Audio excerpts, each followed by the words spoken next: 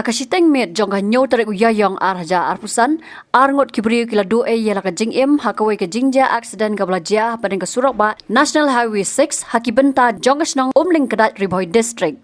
Katkom ka kaipot bala yo lum na kibor pulit ka nongpo police station layathu bakitegi Ngut ki basyong da ka kali Maruti Alto 800 kabodan yo registration number ML not san R prasan khandai pra ki badang wan na Shillong bat thmu ban lech Guwahati Henry Marson poi hakibenta ka Shillong NH6 ka Shillong Umlyngkdait kila lech Tynrah yakawi ka Trok ka ba omla ban tip satia kadai ka ba kumno namar bakala Phet no nakatega jaka khlam sange. Kini kibriyo gidai gibali itho kerteng kum urobi paswan laipos nam karta ubanang Shillong lom paring Shillong East Khasi Hills District but way part udi beratip kerteng kum Prakash Datta arpon rus nam karta ubana Vasan Thanagar Bangalore ke Jilla Karnataka.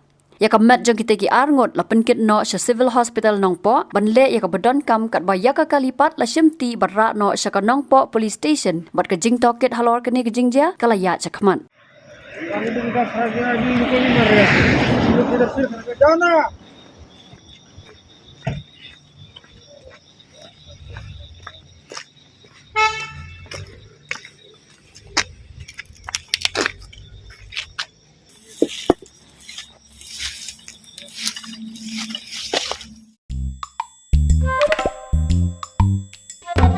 Habatin, pej bahagi kishab, kashab plus F.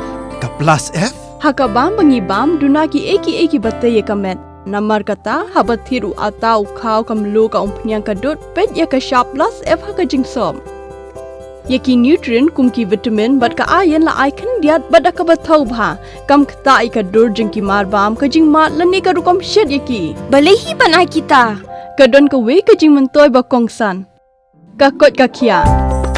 Ka nutrition bakam bha kajing im bakam bha pendon kam daki marba medon ka sharp plus F menta kasni Lawan Ra Shafi Lingba ko office jong Commissionerate of Food Safety Meghalaya.